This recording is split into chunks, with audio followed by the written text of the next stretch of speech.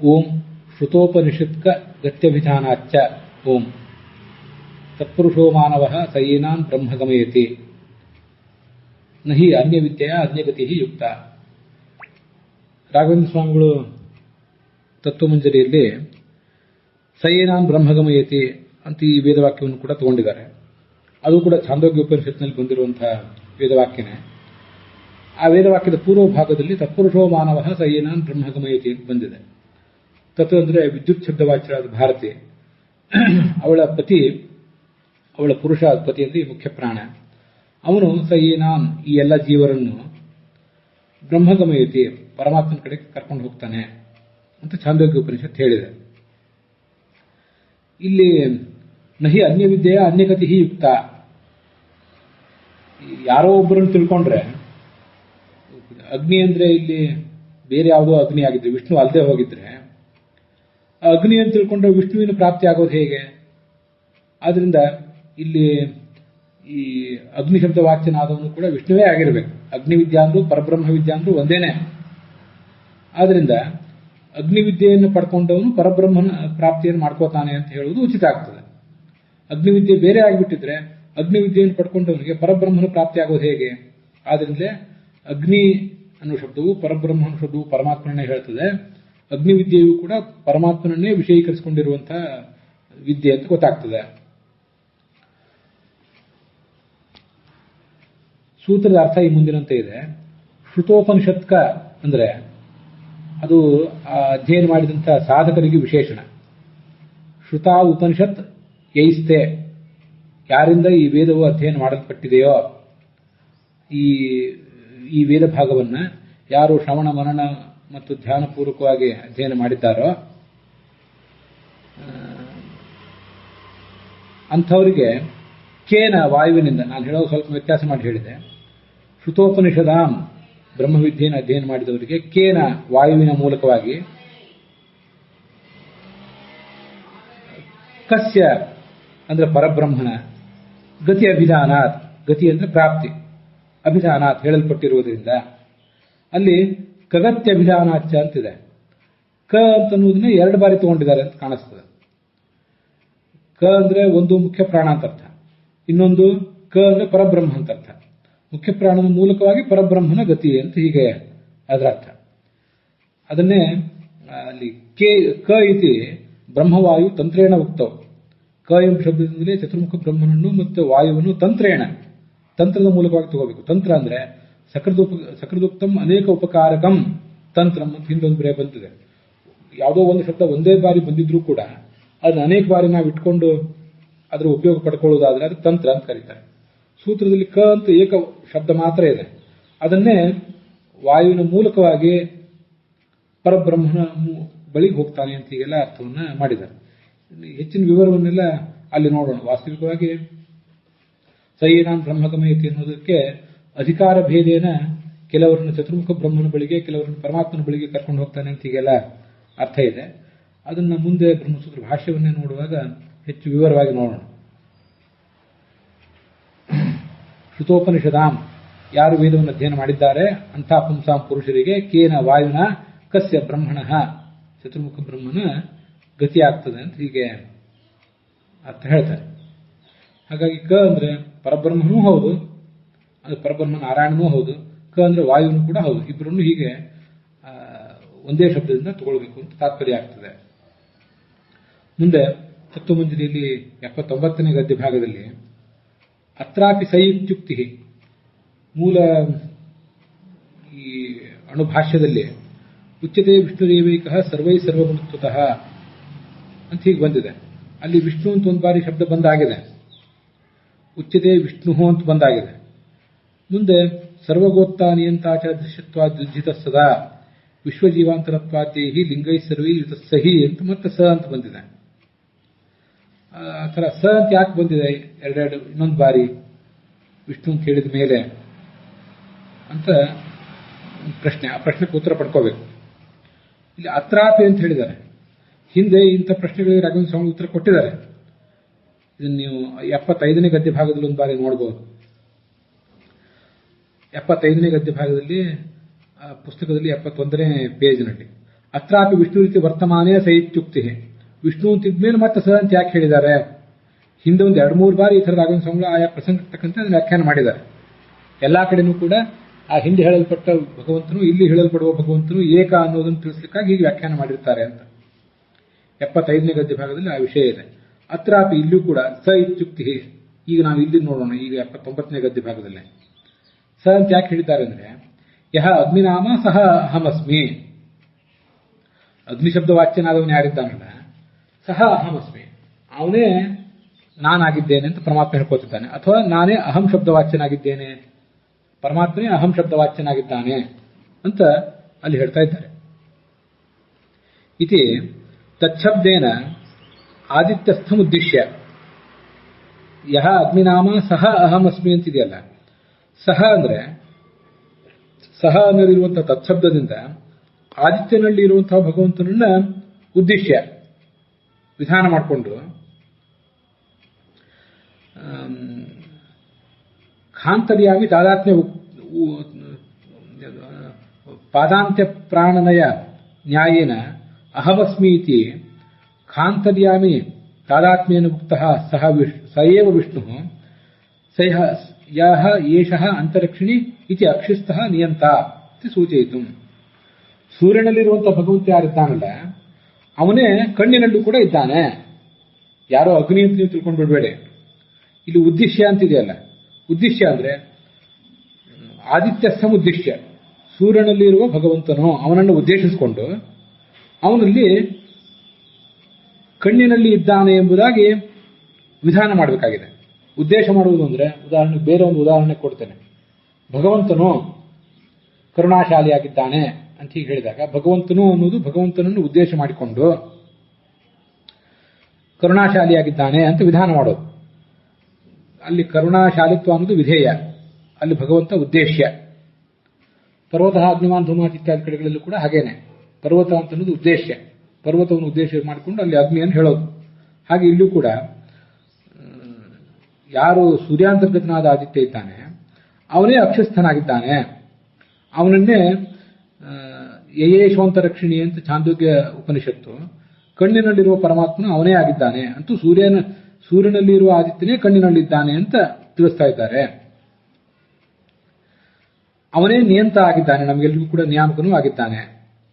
ಅದನ್ನ ನಾವು ಹಿಂದೆ ಬಂದಿರುವಂತಹ ಈ ಪಾದಾಂತ ಪ್ರಾಣಾಧಿಕರಣ ಅಂತ ಬಂದಿದೆಯಲ್ಲ, ಅಲ್ಲಿ ಬಂದಿರುವಂತಹ ಒಂದು ನ್ಯಾಯವನ್ನ ಆಚಾರ್ಯಲ್ಲಿ ಕೊಟ್ಟಿರುವಂತಹ ಸೂಚನೆಯನ್ನು ಇಲ್ಲಿ ಬಳಕೆ ಮಾಡ್ಕೋಬೇಕು ಅಂತ ಹೇಳ್ತಿದ್ದಾರೆ. ಪಾದಾಂತ್ಯ ಪ್ರಾಣ ನಯ ನ್ಯಾಯೇನ, ಪಾದಾಂತ ಅಂತಿಮ ಪ್ರಾಣಾಧಿಕರಣದ ನ್ಯಾಯದಂತೆ, ನ್ಯಾಯ ಅಲ್ಲಂದ್ರೆ ಅಲ್ಲಿ ಬಂದಿರುವಂತಹ ಆಚಾರ್ಯ ಸೂಚನೆ ಮಾಡಿಕೊಟ್ಟಿರುವಂತಹ ನ್ಯಾಯಕ್ಕನುಸಾರವಾಗಿ ಅಹಮಸ್ಮಿ, ಅಲ್ಲೂ ಹೀಗೆ ಬಂದಿದೆ. ಅಹಮಸ್ಮಿ ಅಂತಂದ್ರೆ ಅಲ್ಲಿ ಹಿಂದೆ ಬಂದಿರುವವನು ಇಲ್ಲಿ ಬಂದಿರುವವನು ಒಂದೇ ಅಂತ ಸೂಚನೆ ಮಾಡಿದ್ದಾರೆ. ಪ್ರಾಣ ಶಬ್ದ ವಾಚ್ಯನಾದವನು ಆದಿತ್ಯ ಶಬ್ದ ವಾಚ್ಯನಾದವನು ಒಂದೇ ಅಂತ ಈಗ ಅಲ್ಲಿ ಬಂದಿರಬೇಕು ಹಿಂದೆ. ಅಹಮಸ್ಮಿ ಇತಿ, ಅಹಮಸ್ಮಿ ಎಂಬುದಾಗಿ ಖಾಂತರ್ಯಾಮಿ ತಾದಾತ್ಮ್ಯೇನ ಉಕ್ತಃ. ಖ ಅಂದ್ರೆ ಆಕಾಶ, ಆಕಾಶದ ಅಂತರ್ಯಾಮಿಯಾದಂತಹ ಭಗವಂತ ಏನಿದ್ದಾನಲ್ಲ ಅವನು ಮತ್ತು ಪ್ರಾಣಾಧಿಕರಣನಾದಂತಹ ಆತ್ಮನು, ಪ್ರಾಣಶಬ್ದ ವಾಚ್ಯನಾದಂತಹ ಪರಮಾತ್ಮನು ಅಭಿನ್ನರಾಗಿದ್ದಾರೆ ಅಂತ ಹಿಂದೆ ಬಂದಿದೆ ಅಲ್ಲಿ ಆ ನ್ಯಾಯದಿಂದ. ಆ ಥರ ಹಿಂದೆ ಹೇಗೆ ಅಂತಿಮ ಪ್ರಾಣಾಧಿಕರಣದಲ್ಲಿ ಹೇಳಿದ್ದಾರಲ್ಲ, ಅಂತಿಮ ಪ್ರಾಣಾಧಿಕರಣದಲ್ಲಿ ಹೇಳಲ್ಪಟ್ಟಂತಹ ಸಯೇವ ವಿಷ್ಣು, ಅವನೇ ವಿಷ್ಣುವೇ. ಯಯೇಶೋಂತರಕ್ಷಿಣಿ ಇತಿ ಅಕ್ಷಿಸ್ತಃ, ಯಯೇಶೋಂತರಕ್ಷಿಣಿ ಅಂತ ಛಾಂದೋಗ್ಯ ಉಪನಿಷತ್ತಲ್ಲಿ ಕಣ್ಣಲ್ಲಿದ್ದಾನೆ ಅಂತ ಹೇಳಲ್ಪಟ್ಟಿದ್ದಾನೆ. ನಾವು 79ನೇ ಗದ್ಯ ಭಾಗವನ್ನು ಓದುವಾಗ ಇದು ಮೇಲ್ ನೋಡಿ, ಇತಿ ತಚ್ಛಬ್ದೇನ ಆದಿತ್ಯಸ್ಥಂ ಉದ್ದೇಶ್ಯ, ಸೂರ್ಯನಲ್ಲಿರುವಂತಹ ಭಗವಂತನನ್ನು ಉದ್ದೇಶ ಮಾಡಿಕೊಂಡು ಯಯೇಶ್ವಂತರಕ್ಷಿಣಿ ಇತಿ ಅಕ್ಷಿಸ್ತಃ, ಸೂರ್ಯನಲ್ಲಿರುವ ಭಗವಂತನೇ ಕಣ್ಣಿನಲ್ಲಿದ್ದಾನೆ ಎಂಬುದಾಗಿ ಯಯೇಶ್ವಂತರಕ್ಷಿಣಿ ಅಂತ ಛಾಂದೋಗ್ಯ ಉಪನಿಷತ್ತು ಹೇಳ್ತಾ ಇದೆ. ಅವನನ್ನೇ ನಿಯಾಮಕ, ನಮ್ಮೆಲ್ಲರ ಪುರುಷರ ಪೌರುಷಕ್ಕೂ ಸ್ತ್ರೀಯರ ಸೌಂದರ್ಯಕ್ಕೂ ಅವನ ನಿಯಾಮಕ ಅಂತ ಹೇಳ್ತಾ ಇದೆ ಅಂತ. ಹೀಗೆ ಉದ್ದೇಶ್ಯ ಅದಾದ್ಮೇಲೆ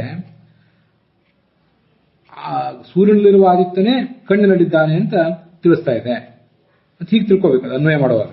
ಅದಾದ್ಮೇಲೆ ಅದು ಯಾವ ಆಧಾರದಿಂದ ಹಾಕಿ ತಿಳ್ಕೋಬೇಕು ಅಂದ್ರೆ ಪಾದಾಂತ ಪ್ರಾಣನ ಅಧಿಕರಣದಲ್ಲಿ ಯಾವ ಒಂದು ನ್ಯಾಯವನ್ನು ಆಚಾರ್ಯ ನಮ್ಗೆ ಒದಗಿಸಿಕೊಟ್ಟಿದ್ದಾರೆ ಆ ನ್ಯಾಯಕ್ಕನುಸಾರವಾಗಿ ಇಲ್ಲೂ ಕೂಡ ತಿಳ್ಕೋಬೇಕು. ಇದು ನ್ಯಾಯೇನ. ಅದಕ್ಕೆ ಅನುವಾದ ಮಾಡುವಾಗ ಅಂತಿಮ ಪ್ರಾಣಾಧಿಕರಣದ ನ್ಯಾಯದಂತೆ, ಅಂತಿಮ ಪ್ರಾಣಾಧಿಕರಣದಲ್ಲಿ ಆಚಾರ್ಯ ಕೊಟ್ಟಿರುವ ನ್ಯಾಯ ಏನಿದೆ ಆ ನ್ಯಾಯಕ್ಕನುಸಾರವಾಗಿ ಅಂತ ಅದನ್ನ ಬ್ರಾಕೆಟ್ನಲ್ಲಿ ಹಾಕಿದ್ದಾರೆ. ಹೀಗೆ ಆದಿತ್ಯಸ್ಥನಾದವನನ್ನ ಉದ್ದೇಶಿಸಿ ಅಲ್ಲಿ ಅನುವಾದ ಮಾಡುವಾಗ ನಿರ್ದೇಶಿಸಿ ಅಂತ ಹೇಳಿದ್ದಾರೆ, ಮೇಲೆ ಉದ್ದೇಶಿಸಿ ಅಂತಿದೆ ಅಷ್ಟೇ. ಅಹಮಸ್ಮಿ ಎಂಬುದಾಗಿ ಅಗ್ನಿಯ ಅಂತರ್ಯಾಮಿಯಾದ ಭಗವಂತ ಏನಿದ್ದಾನೆ, ಅಗ್ನಿಯ ಅಂತರ್ಯಾಮಿಯಾದ ಭಗವಂತನು ಆದಿತ್ಯನ ಅಂತರ್ಯಾಮಿಯಾದ ಭಗವಂತನು ಒಬ್ಬನೇ ಆಗಿದ್ದಾನೆ ಅಂತ ಇಷ್ಟನ್ನೆಲ್ಲವನ್ನು ಕೂಡ ತಿಳಿಸಿದ್ದಾರೆ. ಅದಕ್ಕಾಗಿ ವಿಷ್ಣು ಅಂತ ಬಂದ ಮೇಲೂ ಕೂಡ ಮತ್ತೆ ಸಹ ಅಂತ ಬಂದಿದೆ. ಇತಿ ಸೂಚಯಿತು. ಮುಂದೆ 80ನೇ ಗದ್ಯ ಭಾಗ. ಅತ್ರ ಆಂತರಃ ಇತಿ ವಾಕ್ಯೆ ನಿಯಂತ ಇತ್ಯುಕ್ತಿ. ನಾವೀಗಾಗಲೇ ಬ್ರಹ್ಮಸೂತ್ರಗಳನ್ನು ನೋಡ್ತಾ ಇದ್ದೇವೆ. ಆ ಬ್ರಹ್ಮಸೂತ್ರಗಳನ್ನು ನೋಡುವಾಗ ಅಲ್ಲಿ ಒಂದು ಸೂತ್ರ ಬಂದಿದೆ, ಅಂತರಃ ಉಪಪತ್ತೇ ಅಂತ. ಚಕ್ಷುರಂತರ್ಗತನಾದವನು ವಿಷ್ಣುವೇ, ಯಾಕೆಂದ್ರೆ ಅವನನ್ನೇ ಬೇರೆ ಬೇರೆ ವೇದವಾಕ್ಯಗಳಲ್ಲಿ ಬ್ರಹ್ಮ ಇತ್ಯಾದಿ ಶಬ್ದದಿಂದ ಮತ್ತೆ ಮುಕ್ತಲೋಕಕ್ಕೆ ಅಧಿಪತಿ ಅಂತ ಹೇಳಿದ್ದಾರೆ ಅಂತೆಲ್ಲ ಬಂದಿದೆ ಹಿಂದೆ.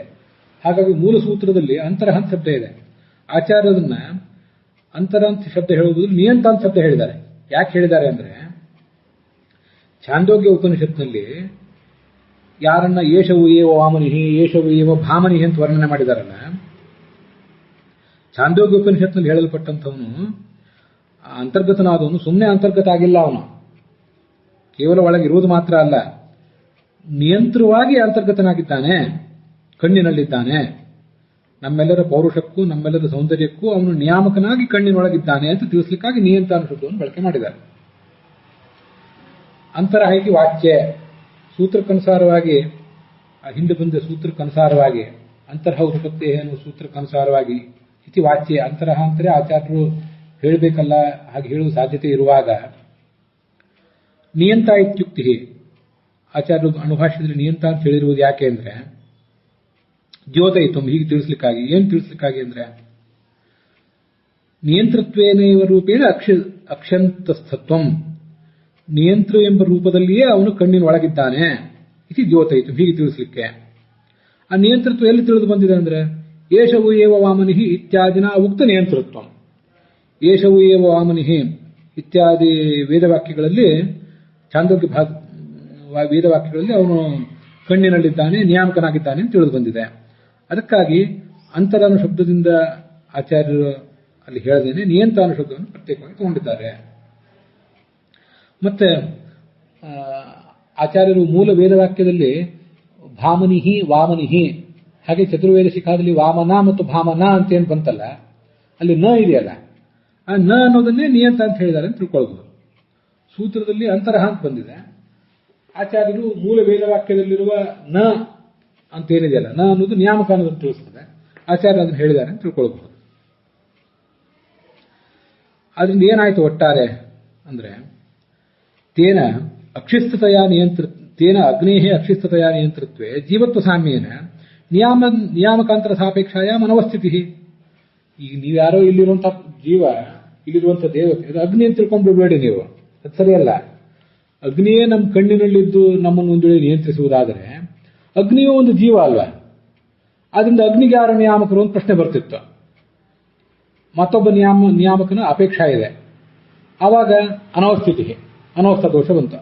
ಅಗ್ನಿಗೆ ಮತ್ತೊಬ್ಬ ನಿಯಾಮಕ, ಅವನಿಗೆ ಮತ್ತೊಬ್ಬ ನಿಯಾಮಕ ಅಂತ. ಸರಿಯಾ? ಮತ್ತೆ ಇನ್ನೊಂದು ಸಮಸ್ಯೆ ಏನಂದ್ರೆ ನಿಯಮ್ಯ ಜೀವ ಸಾಮ್ಯನ ನಿಯಾಮಕತ್ವ ಅಸಂಭವಶ್ಚ. ಅಗ್ನಿ ನಮ್ಮ ಕಣ್ಣಿನೊಳಗಿದ್ದು ನಮ್ಮನ್ನು ನಿಯಮಿಸಬೇಕು, ಅವನು ನಿಯಾಮಕ ಆಗಬೇಕು. ನಾವು ನಿಯಮ್ಯರು, ಅಗ್ನಿ ನಿಯಾಮಕ. ನಾವು ಜೀವರು, ಅಗ್ನಿಯೂ ಒಬ್ಬ ಜೀವ ಅಂತ ಆದ್ಮೇಲೆ ನಿಯಮ್ಯರಾದಂತಹ ಜೀವರಿಗೂ ಆ ಅಗ್ನಿಗೂ ನಿಯಮ್ಯತ್ವೇನ ಸಾಮ್ಯ ಇರುವುದರಿಂದ ಅವನು ನಮ್ಮನ್ನು ನಿಯಂತ್ರಿಸಲಿಕ್ಕೆ ಹೇಗೆ ಸಾಧ್ಯ? ಅಸಂಭವನು ಕೂಡ. ಅಗ್ನಿಯನ್ನು ನಿಯಮಿಸಲಿಕ್ಕೆ ಮತ್ತೊಬ್ಬ ಬೇಕು, ಆದ್ರಿಂದ ಅನವಸ್ಥಾ ದೋಷ. ಅವನಿಗೆ ಮತ್ತೊಬ್ಬ ಬೇಕು, ಅವನಿಗೆ ಮತ್ತೊಬ್ಬ ಬೇಕು ಅಂತ. ಮತ್ತೆ ಈ ಅಗ್ನಿಯನ್ನ ನಿಯಂತ್ರಿಸಲಿಕ್ಕೆ, ಈ ಅಗ್ನಿಗೆ ಎಲ್ಲಾ ಜೀವರನ್ನು ನಿಯಂತ್ರಿಸುವ ಶಕ್ತಿ ಇಲ್ಲ ಕೂಡ, ಅಸಂಭವಶ್ಚ. ಸರ್ವಜ್ಞನಾದ ಪರಮಾತ್ಮ ಒಬ್ಬ ಇದ್ರೆ ಅವನು ಕೊಟ್ಟ ಬಲದಿಂದ ಇವರೆಲ್ಲರನ್ನೂ ಅವನು ನಿಯಮಿಸಬಹುದು, ಹೊರತು ಸ್ವತಂತ್ರನಾಗಿ ಅವನು ಯಾರನ್ನು ಕೂಡ ನಿಯಮಿಸಲಾರ ಅಂತ ಅರ್ಥ. ಅಸಂಭವಶ್ಚ ಇತಿ ಸೂಚಿತಂ. ಹೀಗೆ ಎರಡು ದೋಷಗಳು ಬರ್ತವೆ. ಆದರೆ ಸ್ವತಂತ್ರ ಈಶ ಉಕ್ತವನ್ನ ದೋಷ ಇತಿ ಸೂಚಯಿತು ಏಕ. ಆದರೆ ಸ್ವತಂತ್ರನಾದಂತಹ ಪರಮಾತ್ಮನನ್ನು ಒಪ್ಪಿಬಿಟ್ರೆ ಅಲ್ಲಿ ಅನವಸ್ಥ ದೋಷ ಇಲ್ಲ, ಅವನಲ್ಲಿ ಎಲ್ಲವೂ ನಿಂತು ಹೋಗ್ತದೆ. ಸಾಕಾಷ್ಟ ಸಾಪರಾಗತಿಗೆ. ಅವನೇ ಅಗ್ನಿಗೆ ಈ ಥರದೊಂದು ಬಲವನ್ನು ಕೂಡ ಕೊಟ್ಟಿದ್ದಾನೆ. ಅಗ್ನಿ ನಮ್ಮನ್ನು ನಿಯಮಿಸ್ತಾನೆ ಇಲ್ಲ ಅಂತಲ್ಲ, ಅಗ್ನಿ ಪರಮಾತ್ಮನಿಂದ ಬಲವನ್ನು ಪಡೆದು ನಮ್ಮನ್ನು ನಿಯಮಿಸ್ತಾನೆ. ಆದ್ರಿಂದ ಇಲ್ಲಿ ಅನವಸ್ಥ ದೋಷ ಇಲ್ಲ, ಅಸಂಭವ ದೋಷವೂ ಕೂಡ ಇಲ್ಲ. ಅಗ್ನಿಗೂ ಮೇಲೊಬ್ಬ ಯಾರೂ ಇಲ್ಲದೆ ಹೋದ್ರೆ, ಅಗ್ನಿಗೆ ಬಲ ಕೊಟ್ಟವನು ಯಾರೂ ಇಲ್ಲದೆ ಹೋದ್ರೆ ಅಗ್ನಿ ನಮ್ಮನ್ನು ಹೇಗೆ ನಿಯಮಿಸ್ತಾನೆ ಅಂತ ಸಮಸ್ಯೆ ಬರ್ತಿತ್ತು. ಈ ಎಲ್ಲ ಸಮಸ್ಯೆಗಳು ಈಗ ಪರಿಹಾರ ಕಂಡಿವೆ. ಅದಕ್ಕಾಗಿ ಸ್ವತಂತ್ರ ಈಶ ಉಕ್ತವು, ಸ್ವತಂತ್ರನಾದ ಪರಮಾತ್ಮನನ್ನು ಒಪ್ಪಿಬಿಟ್ರೆ ನ ದೋಷ ಸೂಚಯಿತು. ಇದನ್ನು ತಿಳಿಸ್ಲಿಕ್ಕೋಸ್ಕರ ಏಕಾನುಶಬ್ದ ಪ್ರಯೋಗ ಮಾಡಿದ್ದಾರೆ. ಏಕಾನುಶಬ್ದ ಅದು ಈ ಸರ್ವತಂತ್ರ ಸ್ವತಂತ್ರ, ಏಕ ಅಂದ್ರೆ ಸರ್ವತಂತ್ರ ಸ್ವತಂತ್ರ ಅಂತ ಅರ್ಥ ಇದೆ. ನೋಡಿದ್ದೀವಿ ನಾವು ಇದನ್ನು ಗೀತಾ ಭಾಷ್ಯದಲ್ಲಿ ಅದೆಲ್ಲ ಬಂದಿದೆ. ಕ ಅಂದ್ರೆ ಕರೋತಿ ಮಾಡುವವನು, ಅಂದ್ರೆ ಏಕ ಏವ ಒಬ್ಬನೇ ಮಾಡುವವನು, ಒಬ್ಬನೇ ಎಲ್ಲ ಕೆಲಸವನ್ನು ಮಾಡಬಲ್ಲವನು ಅಸಹಾಯನಾಗಿ ಅಂತ. ಈಗ ಅದರ ಅರ್ಥ ಎಲ್ಲ ನಮ್ಗೆ ಗೊತ್ತಾಗ್ತದೆ. ಅದನ್ನ ಈ ಅಂತರಾಧಿಕರಣದ ಕೊನೆಯ ಸೂತ್ರ ಓಂ ಅನವಸ್ಥಿತಿ ಅಸಂಭವಾಚ್ಯ ನೇತರಹ ಅನ್ನೋ ಸೂತ್ರ ಹೇಳಿದೆ. ಜೀವಸ್ಯ ಜೀವಾಂತರ ನಿಯಾಮಕತ್ವ ಅನವಸ್ಥಿತಿ. ಒಬ್ಬ ಜೀವಕ್ಕೆ ಮತ್ತೊಬ್ಬ ಜೀವ ನಿಯಾಮಕ ಆಗೋದ್ರೆ ಅನವಸ್ಥ ದೋಷ ಬರ್ತಾ ಹೋಗ್ತದೆ. ಸಾಮ್ಯಾತ್ ಅಸಂಭವಾಚ್ಯ, ನಾವೀಗೇನು ರಾಘವೇಂದ್ರ ಸ್ವಾಮಿ ವಾಕ್ಯದಲ್ಲಿ ನೋಡಿದ್ವಿ, ಅದು ಭಾಷ್ಯ ವಾಕ್ಯದಲ್ಲೂ ಇದೆ ಅಂತ ತಿಳ್ಕೊಳ್ಳೋದಷ್ಟೇ ಉದ್ದೇಶ. ಸಾಮ್ಯಾತ್ ಇಬ್ರು ಜೀವರು ಅಂದಮೇಲೆ ಈ ಜೀವರನ್ನ ಅಗ್ನಿ ನಿಯಮಿಸುವುದು ಹೇಗೆ?